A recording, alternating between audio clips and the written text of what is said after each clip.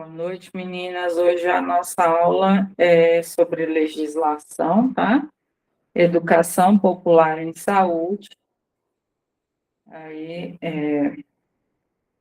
nós vamos ter, eu acho, mais uma disciplina, e aí a gente vai começar o ritmo de provas, tá? Ou seja, simulados. Vamos fazer várias provas e cada dia de aula a gente vai fazer o comentário sobre aquela prova, tá? Então, aí vão se preparando para entrar no ritmo de fazer prova. Várias, tá bom? Vou Certo. minha tela.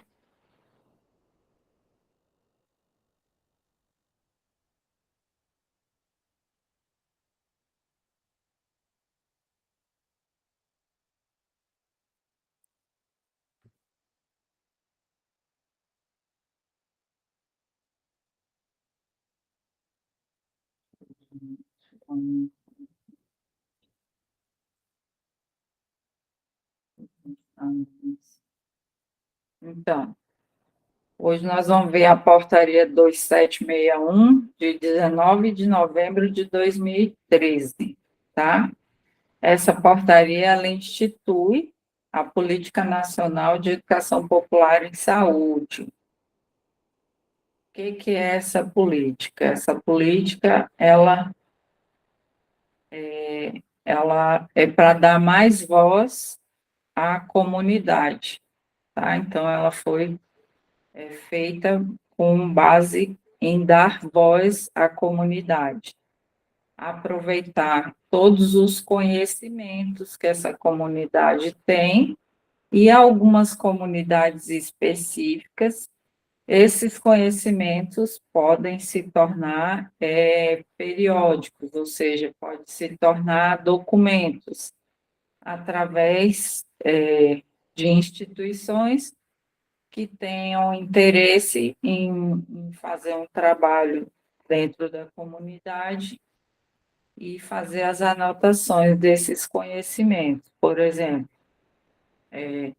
nas comunidades quilombolas e nas comunidades indígenas, universidades podem pactuar com esse programa e eles irem lá estudar, por exemplo, como que eles utilizam os, as, a,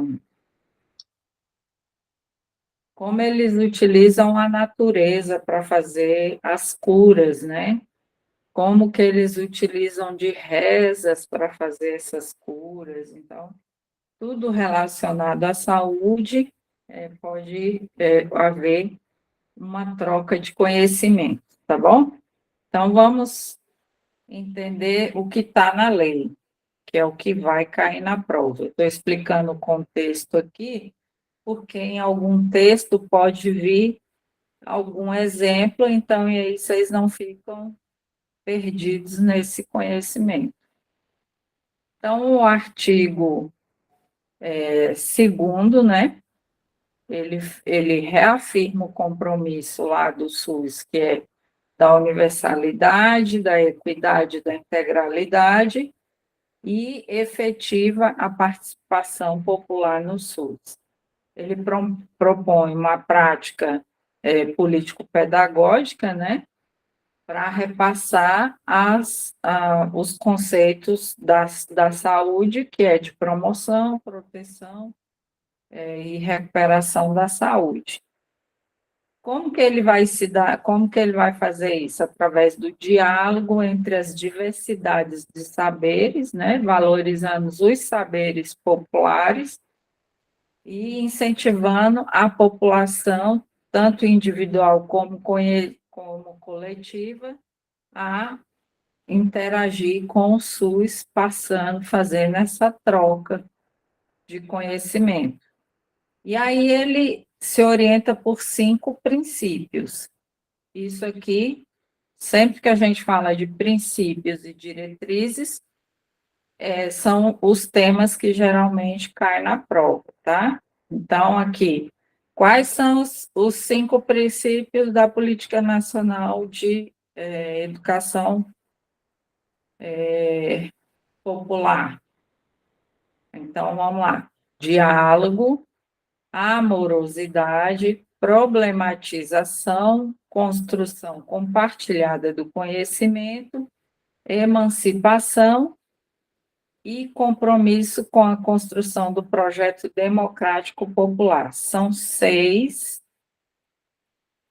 princípios, e aí cada parágrafo da lei vai falar sobre um desses princípios.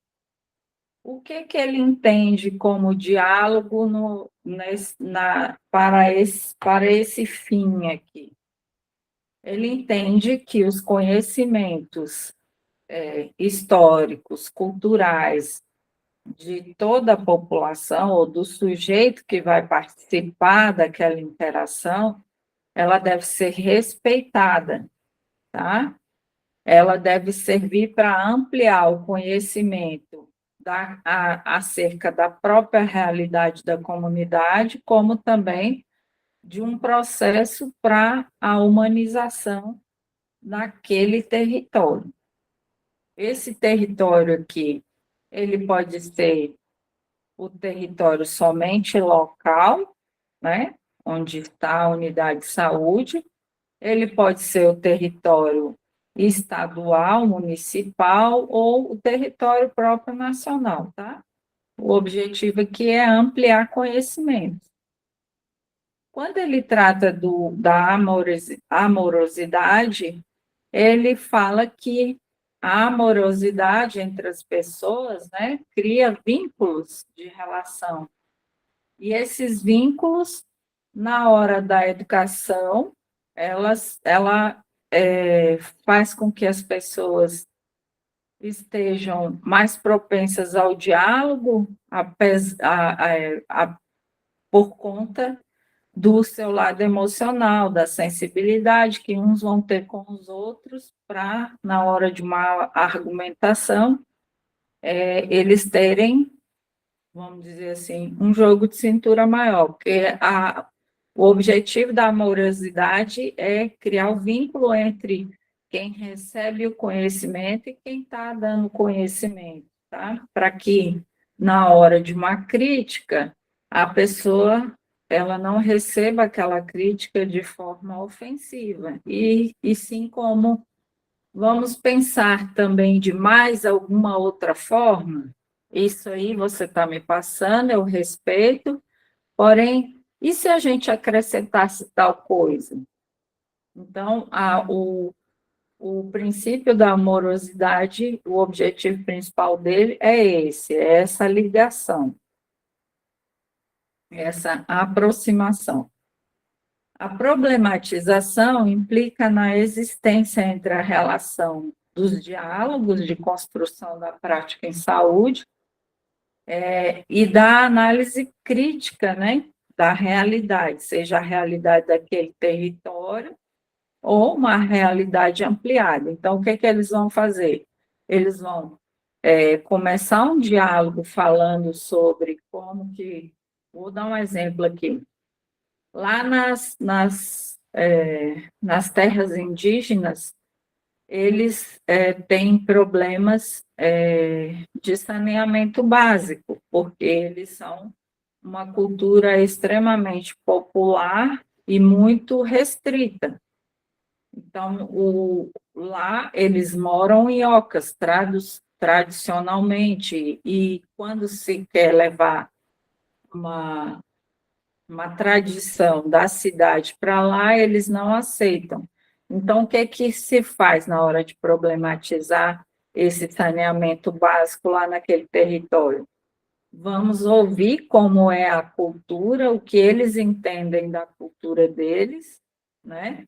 E achar um ponto em que possa fazer com que eles não percam essa forma de viver, porém melhore essa forma de viver. Por exemplo, eles não moram em casas, então O banheiro, vamos dizer que não, eles têm lá umas tendas, né?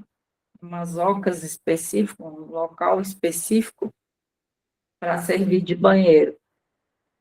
Eu vou poder entrar com uma urbanização ali? Não, mas eu posso ensinar ele a fazer uma fossa séptica e ele continuar com aquele mesmo formato. Então, aparece a problematização, ou seja, se aquele banheiro está despejando no rio, eu vou explicar para ele que aquilo ali, as crianças podem pegar uma série de doenças porque eles bebem aquela água, eles tomam banho naquela água, mas há uma forma simplificada que eles podem utilizar para não fazer mais a contaminação daquela água que eles fazem uso comum. Quando a gente vai para o parágrafo 4, ele fala da construção compartilhada do conhecimento, que é assim, quando você entende da problematização, você automaticamente já vem construindo esse conhecimento, ou seja, eu tinha lá uma população que tradicionalmente o banheiro deles era à beira do rio. E aí eu explico para ele que se ele fizer na beira do rio, ele está contaminando a água que ele bebe, contaminando o banho que ele toma.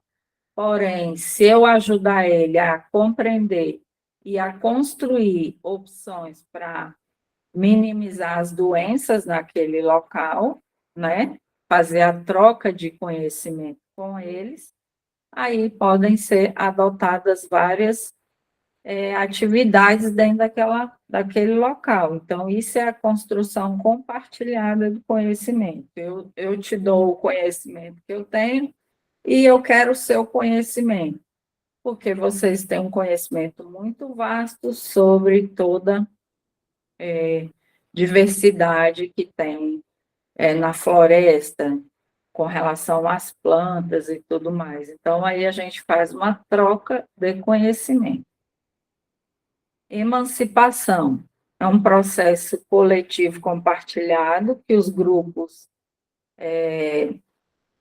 vão encontrar formas de, quando você faz essa construção compartilhada do tema anterior, você acaba fazendo com que essa população ela sofra menos em questão de que ela está ganhando muito mais conhecimento e ela própria pode tomar a iniciativa de mudar a sua realidade, tá? Ou seja, ela vai, por conta do conhecimento, vai diminuir a discriminação, vai diminuir a violência, vai diminuir as doenças locais. Então, esse adoecimento generalizado, ele tende a diminuir, por quê? Porque aquele ser, a população, seja ele grupo ou individual, ele pode ir e lutar pelos seus direitos ao mínimo possível, o mínimo que está ali daquela sociedade, o que aquela sociedade pode dar em troca para ele. Então, ele não vai aceitando qualquer coisa, ele naquele momento, ele passa a ter o conhecimento e ele vai exigir das autoridades que se dê o mínimo, né, necessário para ele, que assegura na lei.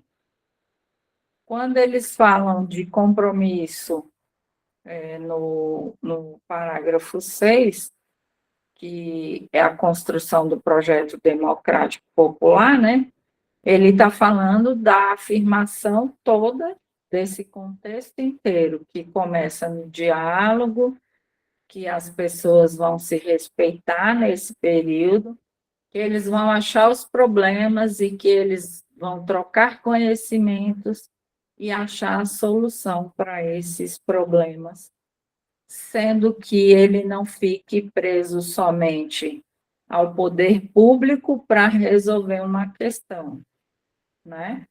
Que a própria comunidade ela pode tomar a frente em vários pontos. Vamos lá, comunidade indígena ela não precisa do governo para ir lá e fazer o saneamento. Elas aprenderam uma nova forma. Então, elas podem reunir os homens daquela tribo e fazer uma quantidade X de fossas para que faça essa ligação entre o local que eles vão utilizar como banheiro ou não, tá? Então, essa troca é para reforçar justamente isso. O conhecimento tira da população o sofrimento. E aí, esse sujeito, essa pessoa, ela vai ter a tendência a ele sempre crescer. Mas o que eles buscam aqui é o que eles buscam é a tentativa de. Peraí, só um pouquinho.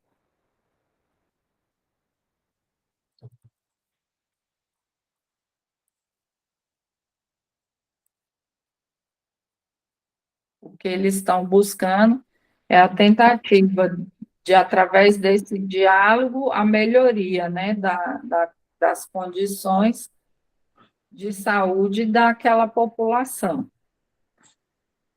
Alguma dúvida aí, menina? Não, Não? Então tá. Então, Adriana, a gente está. Adriana, tá querendo entrar aí, Adriana. Ela já autorizou. Tá. Boa noite, Adriana. Boa noite.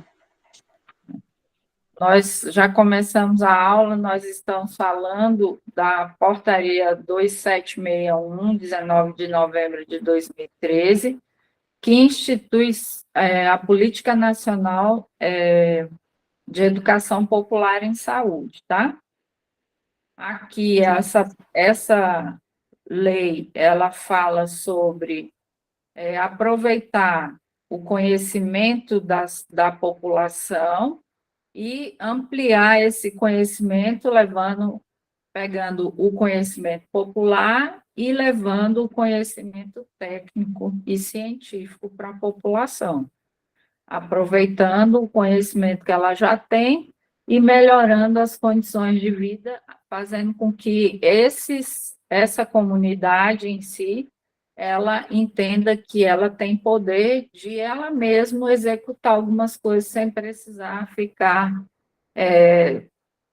o tempo inteiro vinculado com o Estado, tá?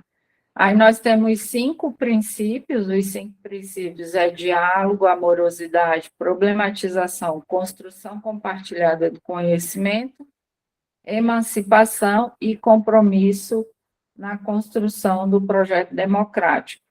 Aqui nos parágrafos são seis princípios, isso cai na prova, tá? Aqui nós temos 6 parágrafos explicando esses princípios. Depois você lê e assiste a aula do comecinho, que eu já expliquei eles. O artigo 4º, ele fala dos eixos. Os eixos são eixos de conhecimento, tá? E são eixos estratégicos dessa política. Então, nós temos 4 eixos, que é a participação, o controle social e a gestão participativa.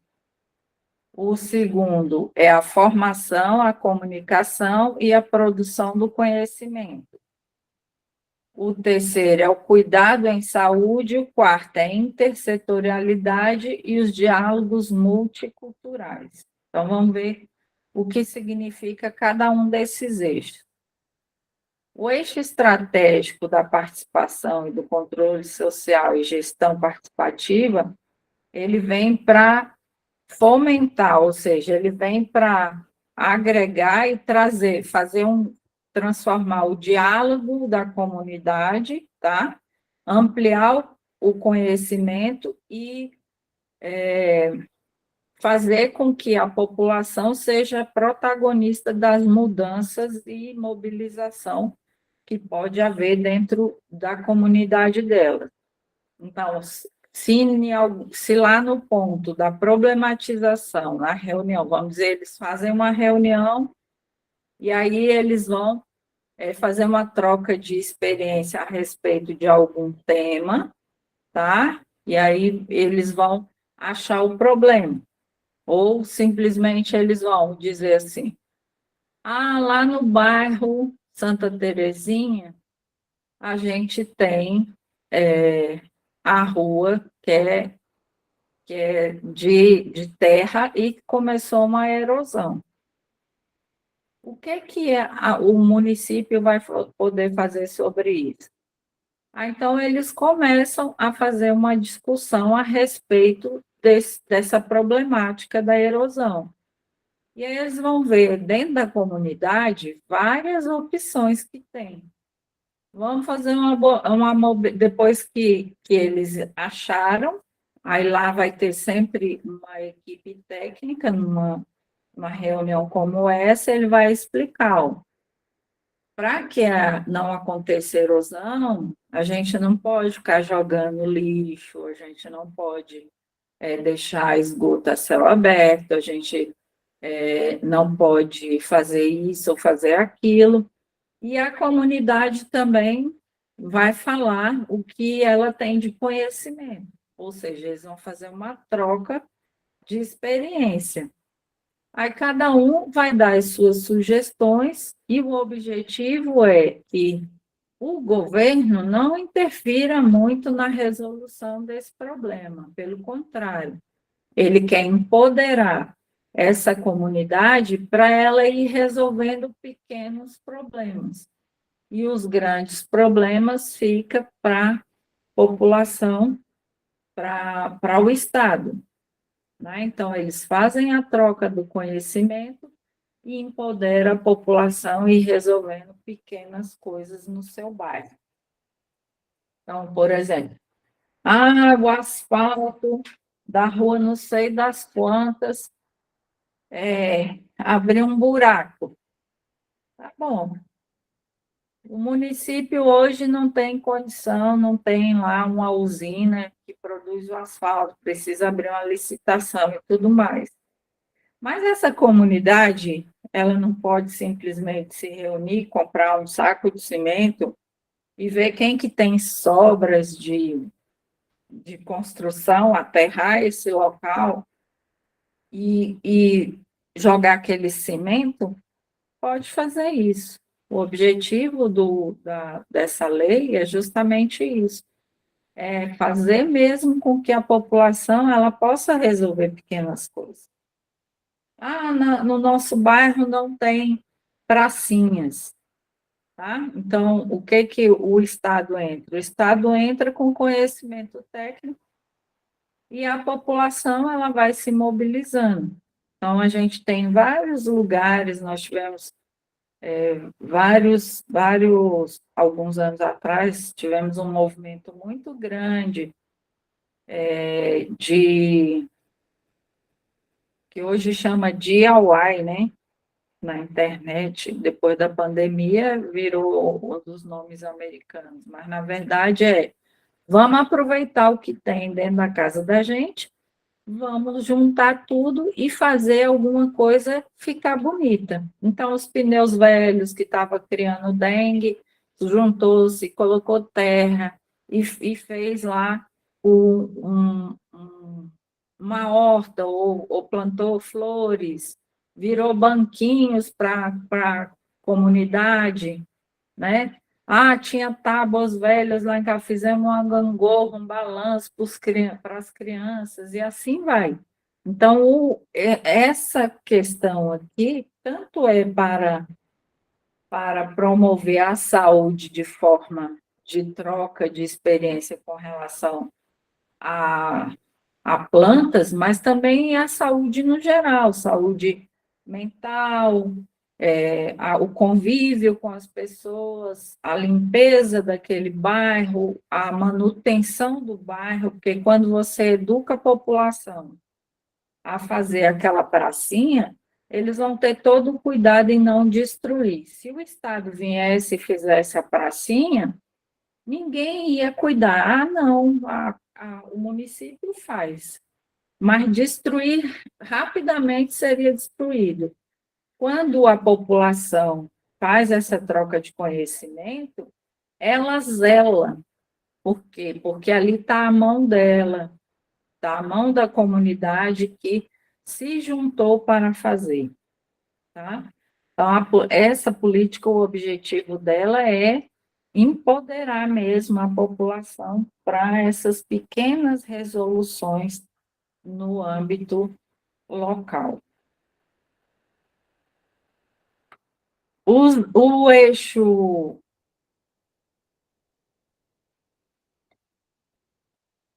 da produção de conhecimento eu vou na população, vamos lá, na população quilombola. Eu tenho um grupo de estudantes de medicina natural lá da universidade tal. Eles fizeram uma pactuação, ou seja, fizeram um contrato entre a faculdade e o município para eles fazerem um estudo daquela comunidade. E aí eles vão convidar toda a comunidade a participar. Aquela população quilombola, eles têm várias formas de fazer plantios de coisas, né, de alimentos, eles têm uma tradição cultural muito rica, e essa tradição é passada de família para família, né, de filho, de pai para filho, e então eles vão lá para estudar aquela comunidade. Eles vão aproveitar completamente aquele conhecimento deles e vão ensinar possibilidades de melhorar, por exemplo, a produção da mandioca. E aí eles vão aprender com aquela população tudo que eles aprenderam nessa tradição. Ah, a mandioca, ela serve para isso, serve para aquilo, ela produz esse tipo de alimento, ela é rica, ela não deixa a pessoa adoecer, melhora. Eles vão usar as palavras simples, tá, gente? E a equipe da faculdade vai fazer um documento, criar periódicos científicos a partir do conhecimento dessa população. E aí vai ser divulgado em vários lugares e passado esses conhecimentos, né, para outros níveis. No estratégico de cuidado em saúde, é fortalecer essas práticas populares, sensibilizar a população em si, melhorar a comunicação, né, entre a população, interagir a população com tecnologias novas, que é, por exemplo, a equipe lá da universidade aprendeu como eles fazem o plantio. Mas aí eles falam que a produção é pequena, e aí a equipe da faculdade, da universidade, eles sabem ensinar uma forma de melhorar essa produção. Essa troca é que fortalece, né, esse eixo estratégico do cuidado, tá? É o fortalecimento e a instituição de novas formas de comunicação e de novas tecnologias para melhorar a saúde daquela população, seja em qualquer âmbito, tá? O eixo de intersetorialidade e de diálogos multiculturais aqui já avança, porque aqui já é uma visão maior, então, todo aquele conhecimento que a universidade produziu com essa população, ela vai levar para diálogos, para desenvolvimento de políticas específicas para aquela população em si ou para todo o país.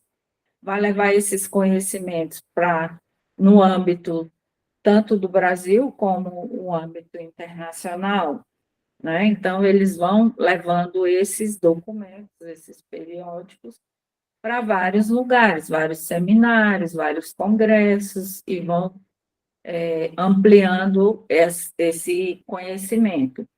E os demais setores, tanto os sindicatos, aí vai entrar uma série de setores, ONGs, elas podem discutir sobre, ter um diálogo discursivo sobre todos esses temas que vai melhorar a saúde em vários tipos de populações parecidas e pode levar esse conhecimento para novas populações e começando o ciclo novamente, tá?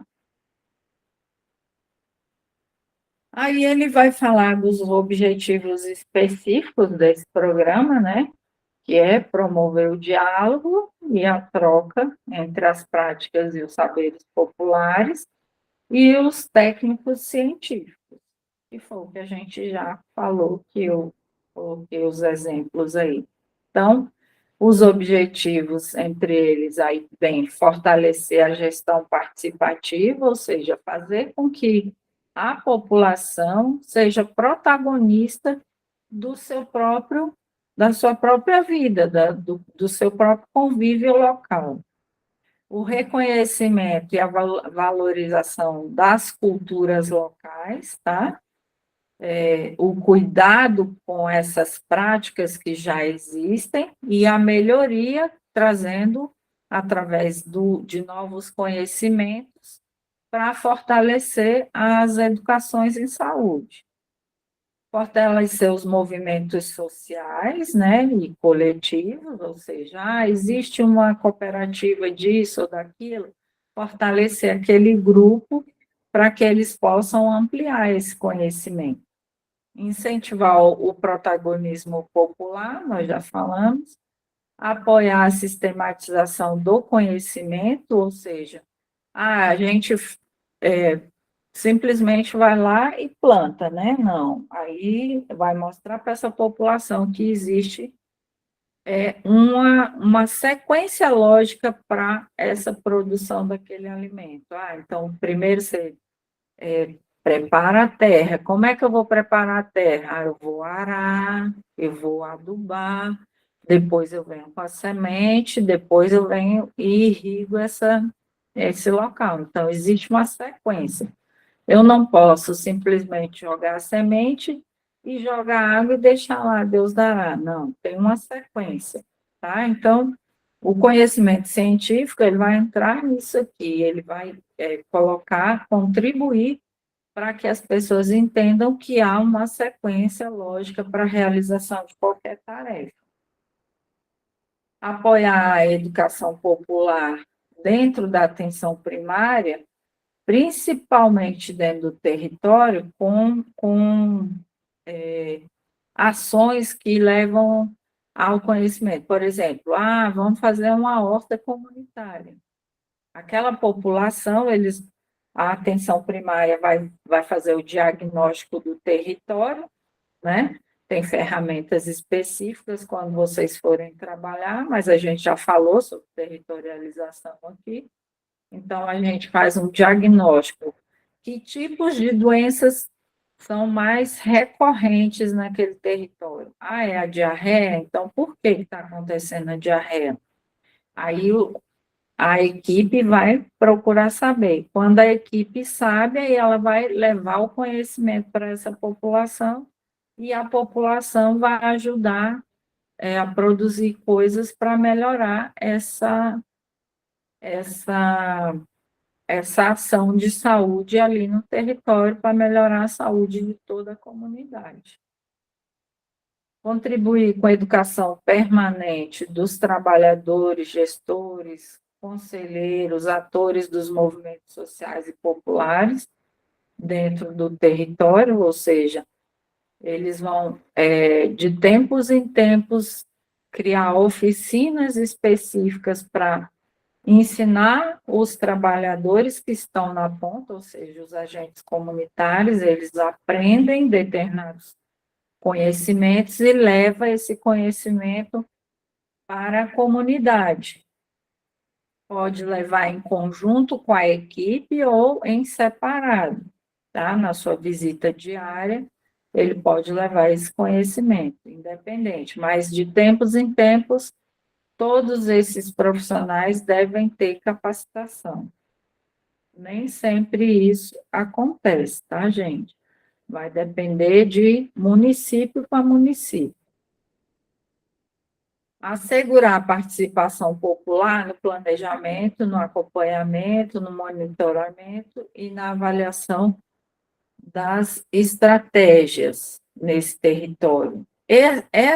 Esse item aqui, ele está muito vinculado às conferências de saúde, tá? Nós estamos num ano de conferência de saúde, todos os municípios têm que realizar, elas acontecem a cada 4 anos, tá? Então, aí a gente precisa fortalecer e informar a população da importância da conferência, porque a conferência é o momento em que a população pode dizer: eu quero isso para a minha comunidade, eu não quero isso para a minha comunidade, porque ela convive lá. Então, vamos dizer, a minha comunidade precisa de saneamento básico, mas não precisa de área de lazer, tá? Porque às vezes a comunidade tem a área de lazer, mas não tem saneamento básico. Então, ela, no momento da conferência, ela vai discutir vários pontos nas oficinas que acontecem na conferência, justamente para dizer o que dá, o que não dá, o que a população precisa e que não precisa. Porque as conferências é que vão nortear as políticas que o município vai ter que realizar nos próximos 4 anos, tá? Então, a gente tem que informar a população que ela precisa participar. E, infelizmente, a gente tem um número somente de funcionários trabalhando nas conferências e participando das conferências, mas a comunidade em si, que as vagas geralmente são maiores para eles não estão participando. Aí, no 7º, ele vai falar das implementações, isso aqui não cai, tá? Isso aqui não cai na prova, que é basicamente falar de onde é que vai sair o dinheiro, quem são as pessoas ou os entes que a gente chama, quem que vai, quais as secretarias que ficarão responsáveis para o desenvolvimento desse trabalho e como que deve ser tecnicamente feito essa implementação, tá? Isso aqui não cai em prova, só o que cai são os princípios e as diretrizes, tá bom? Até aqui, nesse ponto, até o artigo 6º, é o que vai cair na prova. Lembrando que uma questão dessa aqui, ela, se cair, é uma única questão. Geralmente, desses assuntos aqui, são aquelas que são as assertivas. Por exemplo, ele vai dizer que vai perguntar quais são os princípios. Aí ele vai relacionar os princípios e aí vai falar assim, assinale as assertivas. Aí ele vai pegar esse textinho aqui, tá? Que está explicando o que é diálogo, o que é amorosidade, o que é problematização, e no meio desse textinho ele pode colocar uma palavra aqui que distorce todo o conceito do texto, tá? Então, vocês precisam entender cada contexto desse texto, entender, para que na hora que vocês forem responder a prova, vai ter o texto igualzinho? Nem sempre vai ter o texto igual. Ele pode pegar uma parte do texto, mudar as palavras e manter o mesmo sentido. E ele pode pegar o texto e colocar uma única palavra no meio delas todas, que vai mudar completamente o sentido da frase, tá? Então, isso aqui vocês precisam compreender, porque aí na hora de fazer a prova facilita de vocês identificarem o que está errado no texto, tá? Então, são as formas que podem cair na prova. Aí ele pode falar aqui, quais são os 4 eixos? Ele pode dar um texto e você ter que identificar qual é o eixo daquele texto que ele está colocando, tá? São as únicas partes que realmente podem cair na prova, é até o artigo 6º. Mais do que isso, não cai, tá bom? Essa é a nossa aula de hoje, foi rapidinha, que essa lei ela é simples, tá? Eu vou postar para vocês, quem pediu o gabarito, eu vou liberar o gabarito. Se não me engano, lá na sala de aula eu já liberei, não? Mas aí eu vou liberar e vou postar agora para vocês lá no Drive e na sala de aula, uma prova já para vocês irem fazendo, para a gente fazer a correção na sexta-feira, tá? Então, a gente vai começar a fazer correção de provas. Ainda temos um tema que está faltando. A gente tem, na quarta-feira, a gente faz essa aula do tema. E na sexta-feira, a gente começa as aulas de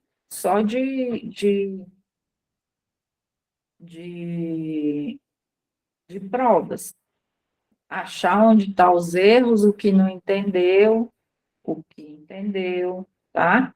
Aí, essa prova de hoje, vocês façam ela, tira a foto para mim e manda no WhatsApp, que é para eu poder ter uma ideia de onde é que vocês estão tendo dificuldade, tá? Daqui a pouquinho eu posto para vocês, vou postar também no WhatsApp, aí vocês, vou colocar lá na sala de aula, vou colocar no Drive e vou postar para vocês no WhatsApp.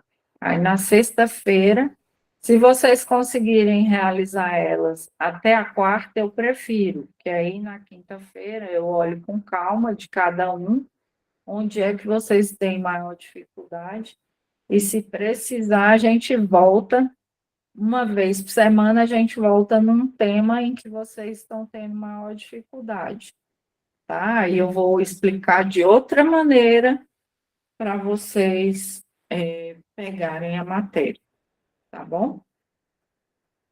Alguma dúvida aqui? Márcia, eu queria saber das provas, essas provas que a gente faz, por exemplo, tem umas que tem outros temas, por exemplo, que fala sobre psicólogo, enfermagem, essas umas a gente quase nem sempre vai conseguir responder, né? Sim. Vocês vão fazer somente a parte de conhecimento específico, tá? Ah, sim, entendi.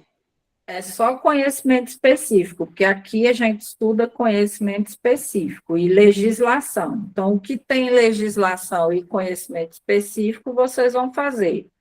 Se quiserem fazer português e matemática, que é o que são as matérias que geralmente caem, aí eu não vou fazer comentário sobre essas matérias, mas aí vocês vão ter o gabarito e aí vocês mesmos vão analisando o que vocês têm dificuldade em português e matemática, tá? Aí lá no YouTube vocês vão achar muitos professores bons que vão orientar vocês com aulas que já estão lá disponíveis, né?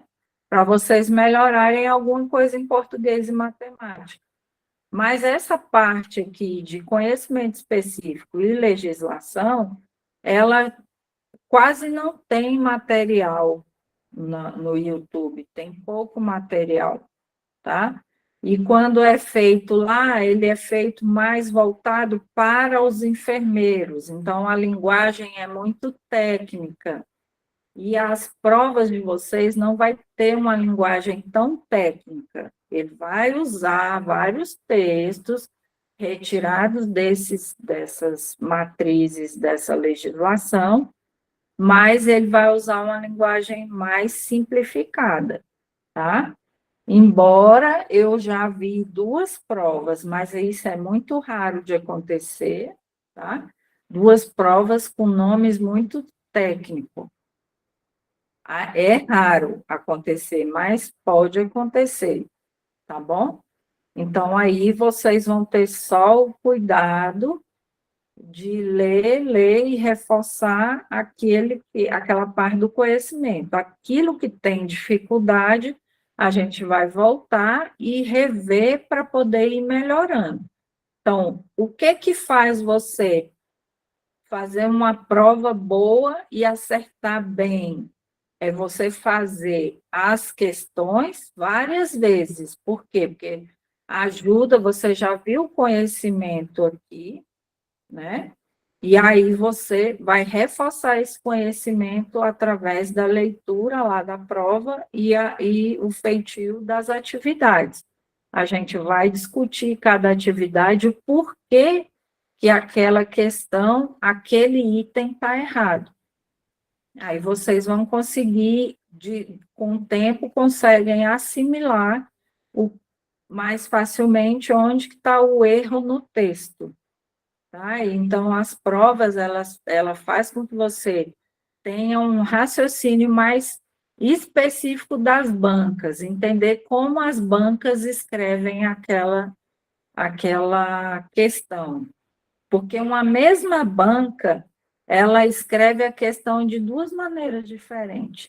Ela aplica num município de um jeito, leva a mesma questão em outro município, coloca parecida, mas ela escreveu de outra maneira. Depois eu vou mostrar para vocês uma mesma banca fazendo a mesma pergunta de forma diferente, tá? Aí a gente vai poder fazer alguns comparativos, mas não é o nosso foco é conhecimento mesmo, tá? Porque quando você tem o conhecimento, você consegue fazer a prova muito bem. Então, todo o material que vocês leem, que eu coloco lá, vocês vão ler para adquirir o conhecimento. Quando eu falo aqui, eu estou sempre dando exemplos, explicando para vocês tanto o que pode cair, como é o contexto daquela lei inteira, o contexto daquele conteúdo, para facilitar na hora de você fazer a prova, tá? Mais alguma dúvida?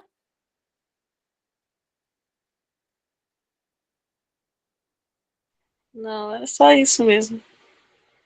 Tá bom, então. Daqui a pouco eu libero lá o gabarito que você pediu e vou postar a prova também para vocês, tá bom? Aí quem terminar já me manda no privado de vocês, porque senão depois eu fico sem saber quem respondeu o quê, tá? Para me poder ver onde é que vocês estão errando mais, para depois a gente ver que dia da semana que a gente vai tirar só para poder reforçar os conhecimentos que a gente já teve. Tá bom? Tá bom. Tá bom. Obrigada, meninas, e uma Beleza. para vocês, tá bom? Boa noite. Boa noite para vocês.